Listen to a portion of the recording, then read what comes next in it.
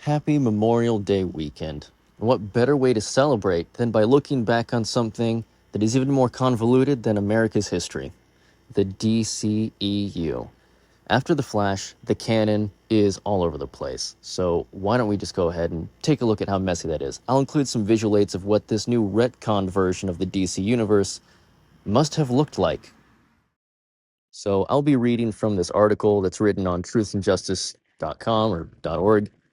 You can follow along if you so choose. You can just go read it and skip my voice altogether, whatever you want to do. There'll be a link in the description or whatever. So the DCEU's final canon is insane. The initial plans when Christopher Nolan handed Zack Snyder the reins of DC were a simple goal: 5 films and a self-contained saga. Upon the fiscal success of Man of Steel, Warner Bros. Pivoted to a shared creative effort utilizing multiple directors and tones to compete with Disney's MCU. In their haste and greed, the studio pushed Snyder out of the leadership position following the death of his daughter Autumn, and abandoned the original 5-arc story and Zack's plans for the shared DCEU franchise as well. To add to the chaos, Warner Bros.' final DCEU entries mangled in the Burtonverse, often referred to as Earth 89, and Schumacher continuity, referred to by fans as Earth 97, into the already convoluted, several times soft rebooted DCEU. So I'm here to explain what the hell the final status of the DCEU is. Note that the DCEU ceased to be the Snyderverse when it was hijacked by Joss Whedon, and subsequent films were advertised as a step in the right direction, and that direction being away from Snyder's plans. Zack Snyder worked on 2 theatrical cuts for the DCEU and was not involved creatively after 2017's Aquaman, meaning the subsequent films are not his doing. This was canonized by the release of Zack Snyder's Justice League, which is sold in a separate box set than the rest of the DCEU, which features Joss Whedon's Abomination without name. With that out of the way, let's begin. Batman 89, Batman Returns, Batman Forever, Batman and Robin, going from 1989 to 1997. Thanks to the reintroduction of Michael Keaton, the DCEU now contains the Tim Burton duology of Batman films as the canonical first entry in the franchise. No, Christopher Reeve is not in this continuity, and I'll explain that shortly. After Ezra Miller's Barry Allen goes back to his timeline, he isn't greeted by Michael Keaton or Ben Affleck, but by George Clooney. That means that the Burton movies, Earth 89, and the Schumacher films, Earth 97, are all canon to the DCEU after Barry's New 52 but worse remixing of the DCEU continuity. While Keaton's Batman doesn't acknowledge the events of Schumacher's films in either The Flash, his solo comics, or the recent Batman 89 novels, the Schumacher films operate on the logic that Keaton became Kilmer, who became Clooney, in the same way that most James Bond films prior to Daniel Craig are meant to be the same agent. Keaton is canon to Clooney, but Clooney was never canon to Keaton. We're already convoluted. Superman Lives, 1997. By making the Schumacher films canon to the DCEU, and by featuring a CGI facsimile of Nicolas Cage's Superman battling that Thanagarian snare beast from Burton's Unmade Superman film, they canonized the Unmade film into the DCEU's final status quo. Similar to Channing Tatum's arrival as Gambit in Deadpool and Wolverine, Cage's Superman was a concept that made its way into fictional canon despite never being filmed. I go into the reasons Superman Lives died in my first book, Rebooted, specifically the chapter titled The Warner Boros. Catwoman 2004. Due to Michelle Pfeiffer's appearance when Halle Berry's Patience Phillips is told about the many Catwomen that the god Bast imbues with power, yes, she's magic in the movie, the events of Batman 89 and Returns are canon, which means they're also canon to the Schumacher films, which have been merged from their Earth 97 into the DCEU proper. As an aside, the Halle Berry Catwoman film was originally pitched to Michelle Pfeiffer, who passed because she hated wearing the original costume. Constantine 2005. While not directly addressed, Constantine exists in a limbo state of non-canon, and the planned Constantine 2 was set to be part of the DCEU before the DC reboot was announced. That gives it the strongest connection to the DCEU, and it totally mirrors the earlier entries in the DCEU film slate. There's been so little forward momentum on the Constantine sequel since James Gunn rebooted that it's safe to say Keanu's chance to return is more likely bound to the fate of both the DCEU and Zack Snyder continuities. That would make Peter Stormare the canonical devil of the DCEU, and Digimon Hansu, the wizard Shazam, Midnight, and the Atlantean king that Orm murders in Aquaman. Don't think about it too much. Man of Steel, but it's Nicolas Cage this time. 2013. We never see Henry Cavill in the main timelines that Ezra Miller's Barry Allen visits in 2023's The Flash, neither the 2013 scenes when Zod battles Supergirl, nor in the pre- or post-time travel adventures that saw Affleck and Clooney change roles. We vaguely see a faceless Superman obscured by his fluttering cape on a TV screen, but that doesn't really count. We also see a version of the scene from both Justice League 2017 and the version people actually liked from 2021, where Henry's amnesiac Clark Kent battles the Justice League. But the image is reversed and it's a CGI monster shown in the spinning multiverse segment of a weird low-polygon cameo porn extravaganza. The same segments show CGI Christopher Reeve next to a Supergirl he never met, and the evil fake Jay Garrick from the CW alongside Adam West's Batman without ears. What we do know is that in 2013, Barry Allen lived through the events of Man of Steel, that being Zod's invasion. So in the DCEU, Nicolas Cage fought Michael Shannon and Ezra Miller was there saving people as well. Batman v Superman, but Clooney versus Cage, 2016-ish maybe.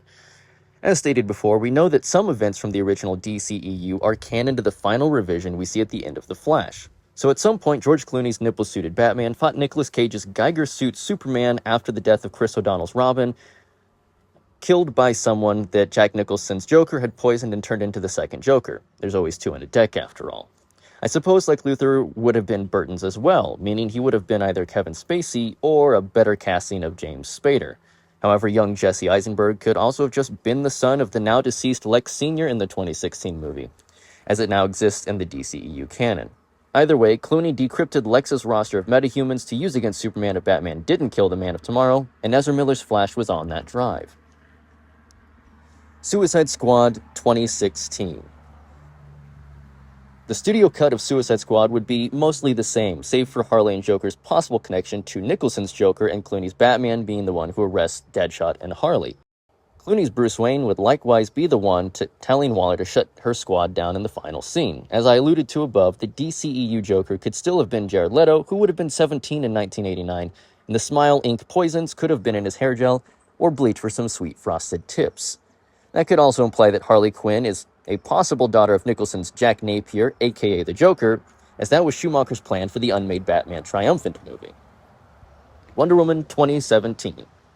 I don't think anything about the 2017 Wonder Woman movie is impacted by the changes Barry Allen caused, nor would it conflict with the movies that have been retroactively added to the DCEU. So assume this is the same movie, but within the context of sharing a world with George Clooney, Cage, and everyone else. Justice League 2017. The plot would be largely the same, except that Clooney's Batman accidentally helped Spacey, Spader, or Eisenberg kill Nicolas Cage's Superman with Michael Shannon's reanimated corpse in the prior film. Aquaman is still Jason Momoa. Wonder Woman is still Gal Gadot. Ezra is still obviously the Flash, since that's the perspective we follow in the revised DCEU. J.K. Simmons could be Clooney's Gordon, and Irons could be the younger brother of the original Alfred, who was already like 100 years old in 1997. Unfortunately, you still don't get any Darkseid, and Steppenwolf has an ugly design, bad dialogue, and won't stop talking about his mother or how the Amazons will love him one day. Christ, Whedon is a creep. Aquaman 2018. This again proceeds as expected and has very few retcons or recasts. The only difference is that he exists within the context of a DCEU that has been going on since 1989, and his Batman is old enough to be his father. Shazam 2019. Again, this movie is largely unchanged, except that the merchandise that we see Billy Batson's family collecting would be Clooney's Batarangs and Cage's Superman logo on the t-shirts. Mark Strong could possibly make a passing reference to the magic of Catwoman or Constantine, but it's basically the same movie as before. Birds of Prey 2020. Like with Wonder Woman, Aquaman, and Shazam, you won't see a ton of changes here, except that Harley may or may not be the daughter of the original Joker, who then breaks up with the man who tried to become the next Joker and dunked her in acid at some point. Black Mask can still be Ewan McGregor, and the rest of the cast is largely unchanged. It just takes place in a very different version of the DC Universe than it originally did. Admittedly, I barely remember that movie at all. Wonder Woman 1984. This is another mostly self-contained adventure that wouldn't see overt changes. You might have a reference to Batman wishing for his parents to still be alive when Pedro Pascal is handing out magic, but that's about it. I don't remember much about this movie, except the weird highway fight scene, the racist I want nukes Middle East scene, and Cheetah being framed as evil for beating up her would-be rapist while she was jogging. I know some people like this movie, Zack Snyder included, but it just doesn't click for me. The Suicide Squad and Peacemaker, 2021 through 2022. These are also largely unchanged stories and cast due to the DCU being barely connected at this point in Warner Brothers' regime, so none of the main cast are retconned into being other actors. And being with the Suicide Squad set in a foreign nation, you won't even see a familiar setting or actor show up. However, this would make Cage the Superman that Idris Elba hospitalized before being put on the squad. The follow-up Peacemaker would, however, feature Cage's Superman hovering in a field of bodies, while Flash and Aquaman talk about having sex with fish. Logically, the original version of the scene, which featured a Batman and Cyborg actor, would mean that Clooney is once again present in the new DCEU version of events. No word on whether Clooney's Bruce Wayne thinks the fish joke is funny or not. Black Adam 2022. There's no reason to assume that The Rock isn't Black Adam after the Flash's shenanigans, but the Superman who says they need to talk would have been Cage. Is it weird that I want to see this scene for real? The more I write this, the more I'm kind of morbidly curious how this continuity would look in live action. It would be bad, but maybe it would be so bad that it would be entertaining, like The Room, but with spandex and more CGI. Batgirl 2023? The movie already utilizes Keaton, which would now have been Clooney, and it establishes that J.K. Simmons was the canon Commissioner Gordon for both the Burton and Schumacher movies via retcons. It also makes Brendan Fraser's Firefly a canonical George Clooney villain alongside Arnold Schwarzenegger's Mr. Freeze. Sadly, no version of this movie can ever be released by Warner Brothers thanks to the tax credits David Zaslav traded the film for. In real life, billionaires aren't as cool as Bruce Wayne. They kind of suck. Shazam! Fury of the Gods 2023. This again remains mostly unchanged, as the only Justice League cameo was Gal Gadot as Wonder Woman, and she's one of the few leads that The Flash didn't retcon. This means that John Cena's Peacemaker has a weird sexual hang-up on her and her only. Linda Carter dodged a bullet. Perhaps this version would also see David F. Sandberg's original plan for the film to regularly cut back to Superman and Batman trying to break into the magically sealed city, now being Clooney and Cage rather than Affleck and Cavill. I'm still upset they cut those scenes, man. The Flash 2023.